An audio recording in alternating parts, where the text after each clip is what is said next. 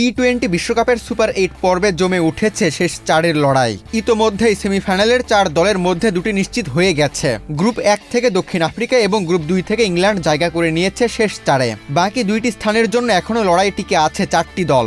Group 1 থেকে West Indies ও ভারত, আর group 2 থেকে New Zealand ও পাকিস্তান।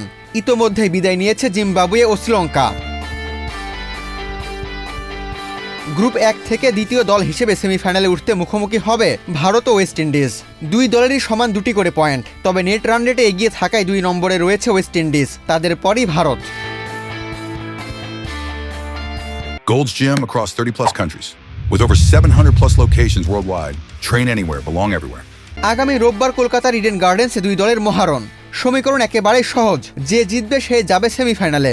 স্বাগতিক ভারতের জন্য ম্যাচটি ডু অর ডাই। নিজ দেশের মাটিতে বিশ্বকাপের বাকি অংশ দর্শক হয়ে দেখতে না চাইলে জিততেই হবে সূর্যকুমারদের।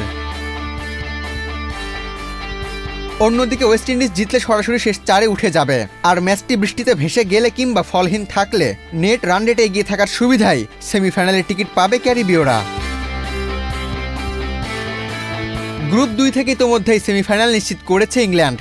2 ম্যাচে 4 পয়েন্ট নিয়ে তার শীর্ষে। শুক্রবার নিউজিল্যান্ডের বিপক্ষে তাদের লড়াই গ্রুপ চ্যাম্পিয়ন হওয়ার জন্য, আর 3 পয়েন্ট নিয়ে দ্বিতীয় স্থানে থাকা নিউজিল্যান্ডের সামনে তুলনামূলক সহজ সমীকরণ। সেমিফাইনালে যেতে হলে ইংল্যান্ডকে হারালেই হবে, আর যদি হেরে যায় তাহলে তাকিয়ে থাকতে হবে পাকিস্তান শ্রীলঙ্কা ম্যাচের দিকে। পাকিস্তান যদি শ্রীলঙ্কার বিপক্ষে জিততে ব্যর্থ হয় তবে নিউজিল্যান্ডের পথ সহজ হয়ে যাবে। তবে কিউরা ইংল্যান্ডের কাছে হেরে গেলেও এবং পাকিস্তান যদি শ্রীলঙ্কাকে হারায় সেক্ষেত্রেও নেট রান রেটের সুযোগ থাকবে নিউজিল্যান্ডের। অন্যদিকে পাকিস্তানের সামনে সবচেয়ে জটিল সমীকরণ, শুধু শ্রীলঙ্কাকে হারালেই হবে না, তাদের বড় ব্যবধানে জিততে হবে।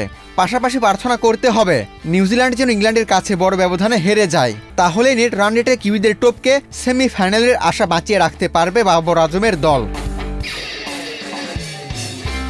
সব মিলিয়ে সুপার 8-এর শেষ ম্যাচগুলো নির্ধারণ করবে কারা উঠবে শেষ 4-এ। উত্তেজনা এখন তুঙ্গে, আর সামান্য ভুলই বদলে দিতে পারে পুরো চিত্র। আবু তালহা, বাংলাদেশ প্রতিদিন।